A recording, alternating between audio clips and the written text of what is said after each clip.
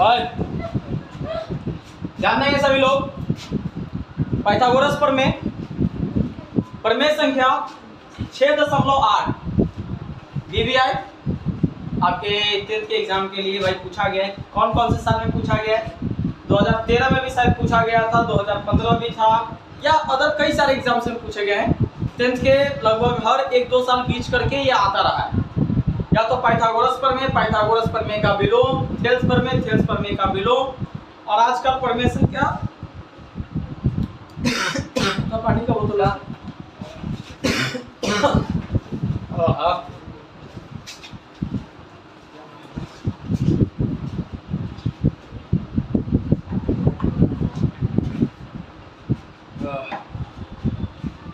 देखेंगे।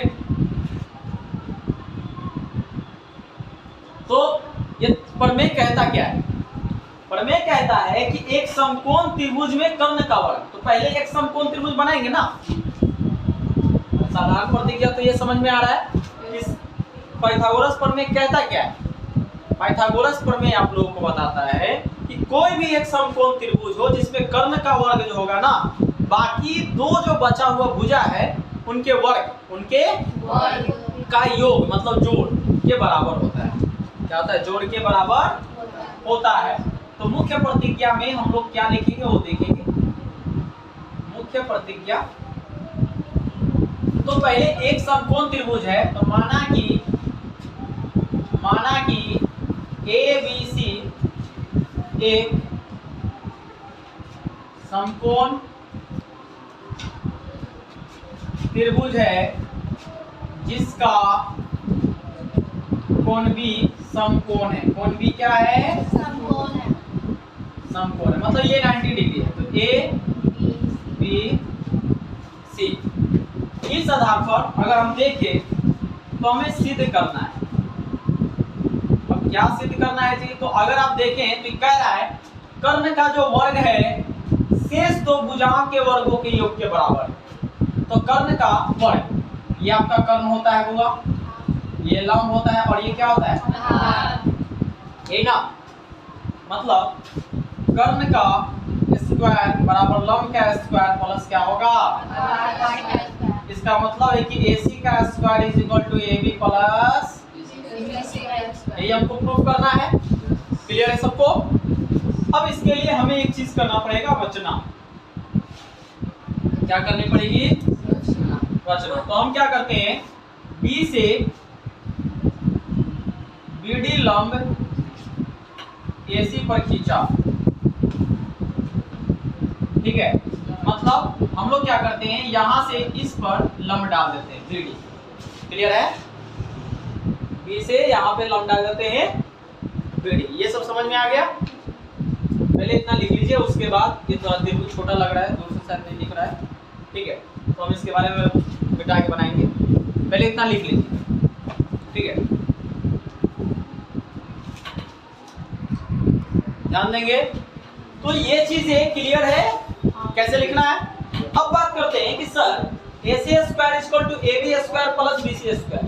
हमने आपको बताया था कि इस प्रमेय को समझने के लिए जरूरी है कि आप 6.7 नंबर प्रमेय को अच्छे से समझ लें, क्योंकि यहाँ पर उसकी आवश्यकता पड़ेगी। क्या हो सकता है, पहले हम इस त्रिभुज में चलेंगे और इस त्रिभुज को इस बड़े वाले त्रिभुज से समरूप करेंगे, ठीक है।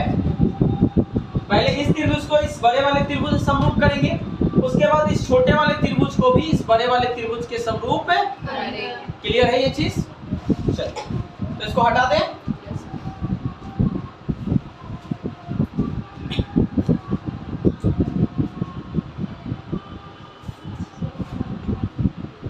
चलिए एकदम आसान लगेगा, कोई हार्ड नहीं है। त्रिभुज ABC और त्रिभुज ADB में अगर आप देखें तो आपको यहाँ पे एंगल BAC बराबर एंगल DAB, दो एंगल कॉमन है A, क्योंकि दोनों ट्रायंगल में बड़े वाले में भी है और छोटे वाले में। तो इसको क्या बोलेंगे, उभयनिष्ठ ना जी। और साथ ही angle B equal to angle प्रत्येक कितना कह सकते हैं इसलिए त्रिभुज ABC समरूप त्रिभुज AD, क्लियर है? इससे एंगल समरूपता से। अगर आप देखें यहां से अगर मैं AB ले लूं और यहां से AD ले लूं तो कोई दिक्कत? यहां से AC और यहां से क्या हो जाएगा? AB। तो आप गौर से देखो AB इंटू AB क्या हो जाएगा? AB square. और इन दोनों को गुना करेंगे तो क्या होगा? AC इंटू, इसको इक्वेशन फर्स्ट। अब नीचे वाले ट्रायंगल में चलते हैं, इसका और इस बड़े वाले ट्रायंगल में समरूप करते हैं। लिखेंगे त्रिभुज ABC और त्रिभुज BDC। आप देख रहे हो कि ABC में भी C आ रहा है और BDC में भी C आ रहा है, मतलब एंगल C क्या है? तो angle ACB is equal to angle BCD घनिष्ठ है। उसी तरह से angle B is equal to क्या है? एंगल प्रत्येक कितना?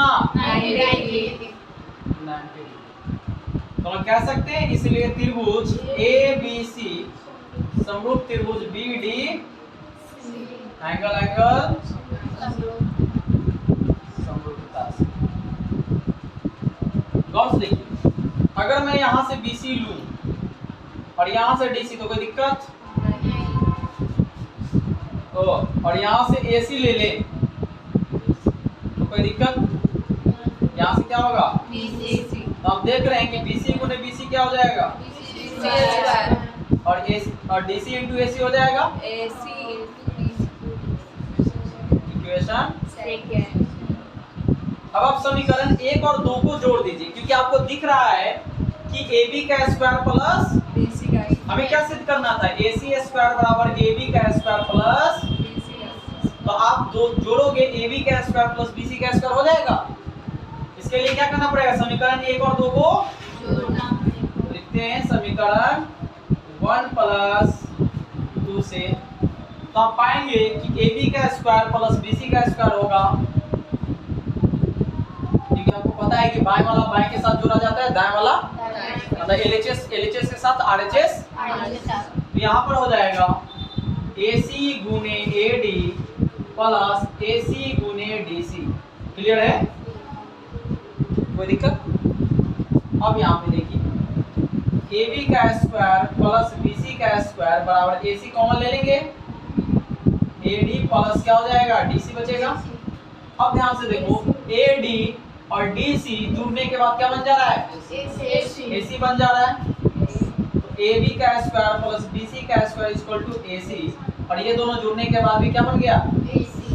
तो आपको दिख रहा है कि AB का स्क्वायर प्लस BC का स्क्वायर बराबर क्या हो गया?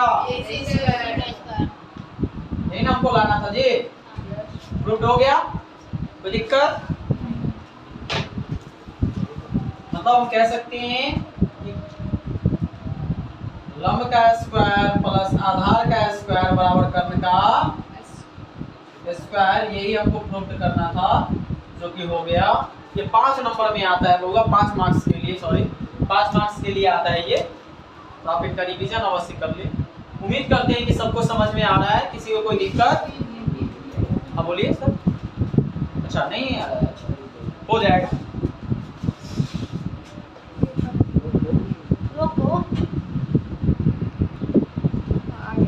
अरे जिसको पूछना है पहले पूछ लो जी, किसी और को समझने में कोई दिक्कत है? जैसे ऋतिक, सिंबो, कल पढ़ाए थे जो समझ में आया था, आज जो पढ़ाए स्टार्टिंग में सब समझ में आया? पास हो जाएगा? हाँ अच्छा ठीक है, चलिए अगला थ्योरम बाद में सिद्ध करेंगे।